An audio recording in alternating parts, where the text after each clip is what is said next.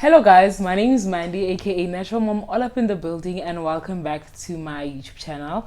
If you're new to my channel, my name is Mandy, and don't forget to click that subscribe button to join the family. And don't forget to like this video if you like it, and please, like I said, don't forget, if you're new to my channel, please subscribe to join the revolution. So on today's video, I've seen a couple of videos of people like telling their birth experience, their birth experience. So I thought, let me just do a story time on my experience of giving birth at government hospital. So, and like I've got a lot to tell because I feel like my experience was like an experience. So this is how the story began. So okay, fine. So I fell pregnant. Okay, yeah, like the video is about pregnancy. Obviously, I was pregnant, and like, where do I even start the story? Okay, fine. Okay, so basically, like you still need to go to the clinic for your clinic checks, because basically, when you don't have that big book, no doctor is allowed to touch you when you are about to give birth, because they want their history. Okay, so yes, I still went to my clinic appointments, but I had a doctor. Which I was going to on a regular. Okay, so when I was I think when I was 7 months pregnant, my doctor then started asking questions like, have you thought about where you're gonna give birth, and I hadn't thought about it. Like, for some reason I had not thought about it. And then he started telling me that because I didn't have medical aid, and all my doctor's consultations with him were being paid for, so he told me that he would help me book me into a hospital, but he would do it for an amount of 23,000 rand. And this was like a natural birth procedure. So for a natural birth procedure, he quoted me 23,000 rand. Obviously, he had discounted me because he knew me and we had built a relationship. He was my doctor. So he had discounted me because I know natural birth back then went for like, I think, 30,000 rand, including everything. So I went back to my mom. I went home to my mom and told her, "Kuri Pela." My doctor now asked me of the delivery part of this journey, and he said that if he was to help me give birth, whatever, you guys get it, he would want 23,000 rand. And at that time, my mom did not have medical aid. And then we started calling medical aids, and there was a waiting period. Of, I don't remember, but there was a waiting period, and I was 7 months, and I could not wait for that waiting period. So for us, getting a medical aid was like a zero. We ended up not even getting that medical aid because time was not on our side. Okay, fine. So still, I hadn't thought of how I was going to give birth, right? So on the last day that I saw my doctor, I don't know if that is when I'm 7.5 months or when I'm 8 months, but before 9 months. The last doctor's appointment that I had, when my doctor did a scan, like did our last scan, when he measured like the body and the head of my child, there was just a problem. Like I couldn't even see the problem, because the head was like 32 weeks and the body was like 27 weeks. I'm just giving an example of the weeks, but like that's not really exactly, but it was like something like there, like 36 weeks. Can't be 36 weeks, like 32 weeks and like 28 weeks the body. And then he was really concerned of the head, but he's like, because my machines are not like they're like, my machine is like a really old machine, so I must go and get a second opinion. Yo guys, that day, like I was so shattered, because he told me that because the head is too big, the child could have hydro. Hydro is where like there's water in the brain and all that. Yeah, it means that the child has hydro. So I went back home crying, because obviously I used to go to my doctor's appointments alone. So I told my mom, and luckily, there's a friend of mine, we're so close. Her mom is a matron at one of the hospitals, government hospitals at home. So I called her that day, and she's like, I'm at work, you guys can come. I'll ask one of the doctors that are there to come and check her out. So literally, we got in the car and we went, and there was a doctor waiting for us, and then he checked, he did a scan, and he checked the ventricles, because apparently there has to be 4 ventricles in the brain. He checked. He's like, dude, like, Mina, I'm afraid of concluding. I don't want to conclude because things are not clear. I would have to book you to go and see a specialist. Like literally, after 2 days, he had booked me into another hospital so that I could see a specialist, like into another, like far away, so I could see another specialist. So 2 days later, I was taken to that specialist to go and confirm the suspicions, and the specialist was like, no, there's literally, the ventricles are clear. The possibilities is that the child just has a big head, and indeed my child did have a big head. So now because now it had clicked that, oh, there's that friend of mine and her mom is a matron at that specific hospital.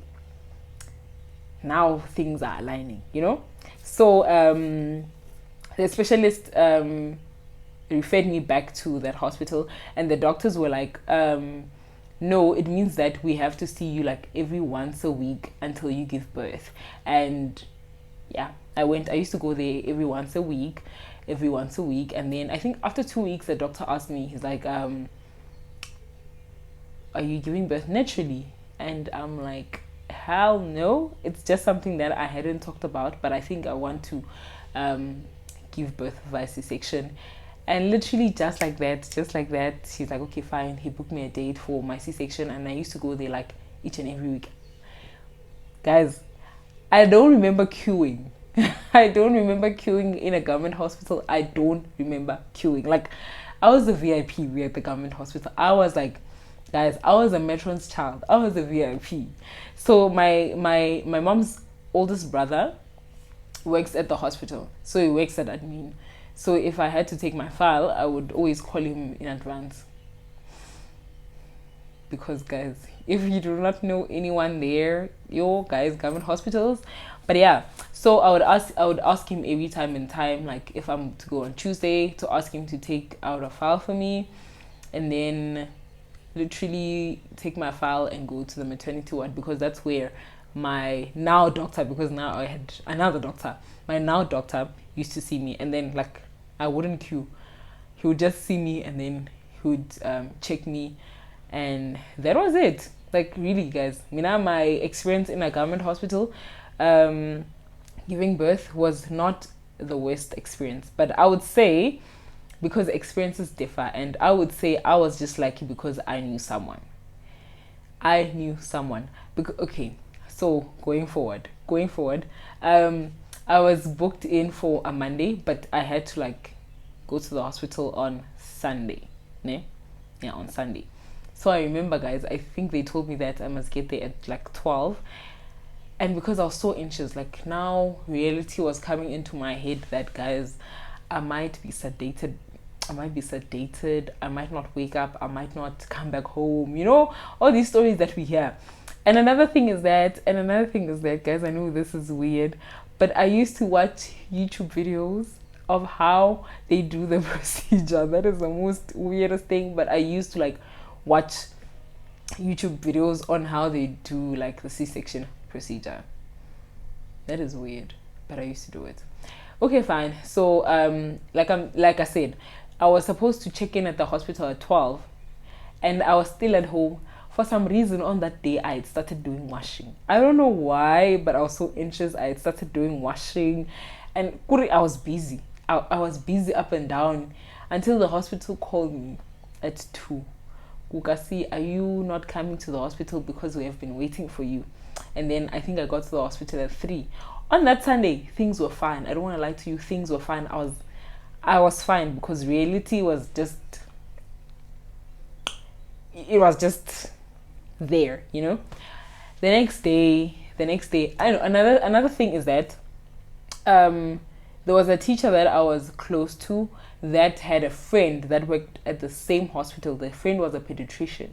So she hooked me up with that friend, and her and I became friends. Like, we used to talk. So because I was pregnant and she was a pediatrician, we became friends. And she used to tell me that, no, it's fine. The day you're gonna come in for C-section, I'll be there. What not. Okay, fine. The day of my C-section come, you get woken up at like 5, I think 5 or 5:30, and then guys, woo. And now it's time for the catheter. The catheter. I don't know how they pronounce it, but I think it's the catheter. The catheter is like the very first thing. It's the very first thing that they do. Yo, guys, the catheter is the most painful thing.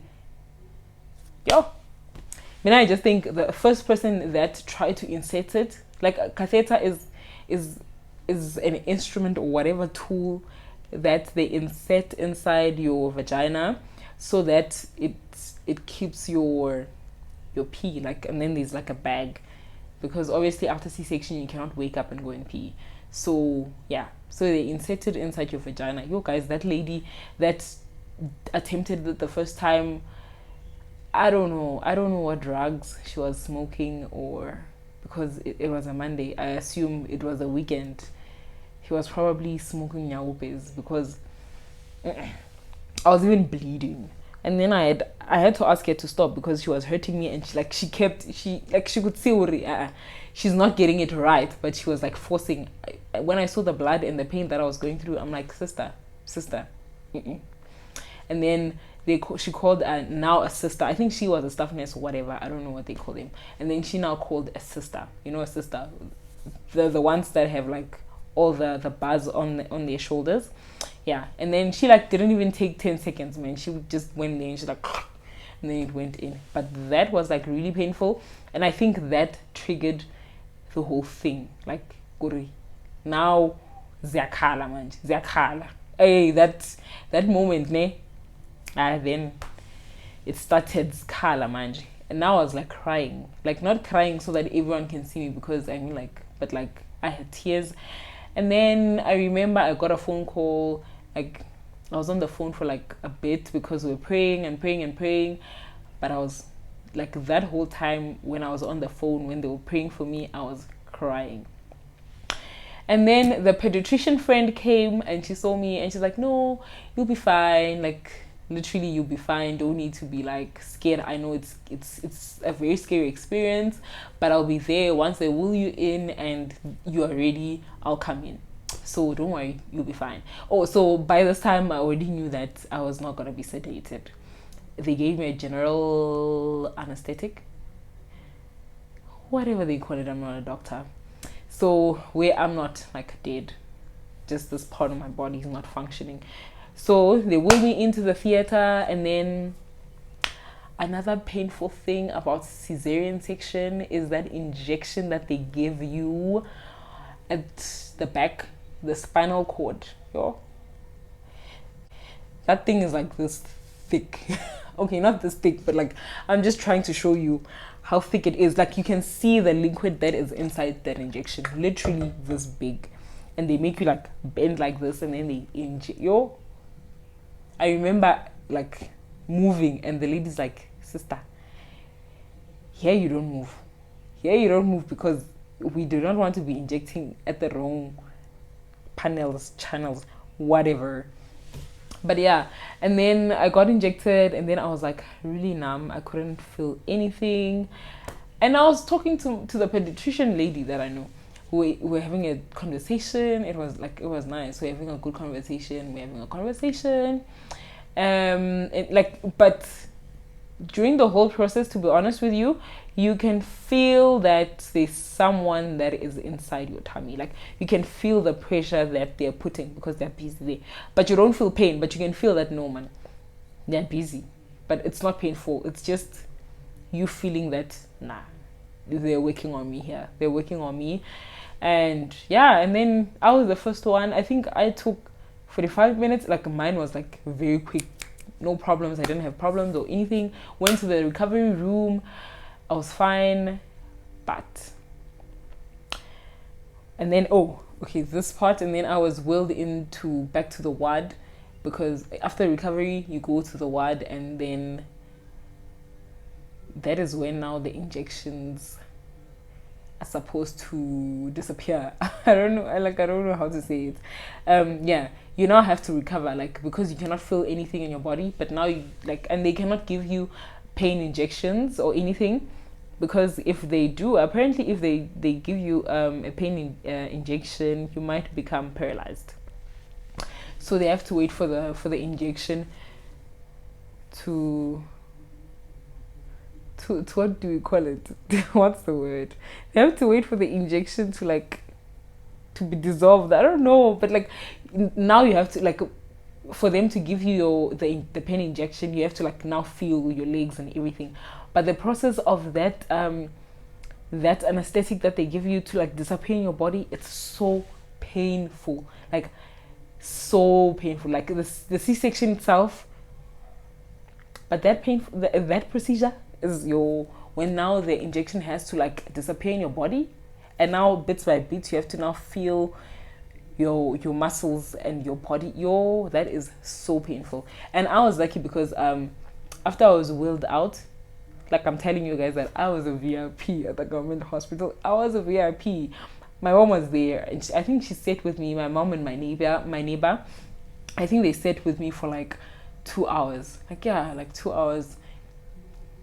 You don't get that in a government hospital. You don't get that. Like, after your child has given birth, you have to wait for the time for visiting hours. But because I was VIP, my mom was allowed to come and see me and my baby. And yeah, but guys, I don't want to lie to you. I was not treated the same as the other people that, like, because I think we were 4 of us that underwent C-section on that day. But I can tell you that we were not treated the same. We were not treated the same. I think they treated me like that because they were afraid of their matron or whatever or whatnot. And maybe they thought that because I knew the matron, I was like from like a very wealthy family who just couldn't afford medical aids. But yeah. But overall, my experience was such a good one. Like, such an amazing one. It was nice. It was nice. Guys, my experience giving birth at a government hospital was nice. And another thing that I wanted to commend is my government hospital doctor. My government hospital doctor, that dude knows his job. Like, that dude knows his job. Just that he doesn't have a private practice.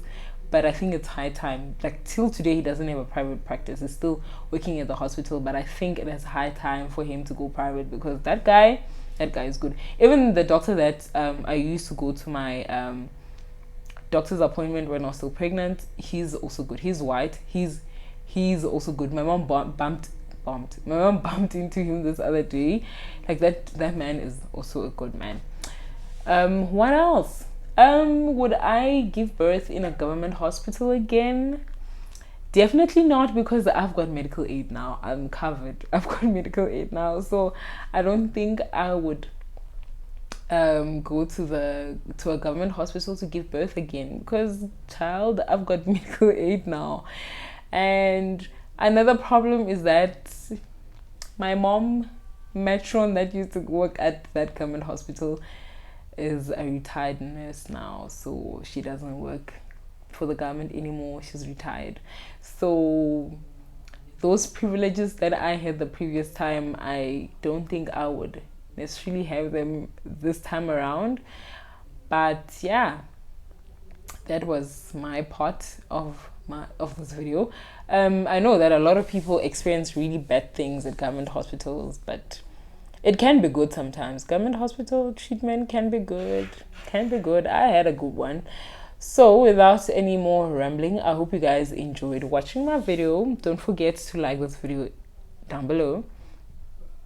Don't forget to like this video if you like it, and comment down below if you have ever given birth at a government hospital, or if you have ever went to a government hospital, and what was your experience. So without any further rambling, I'll see you guys on my next video. Bye.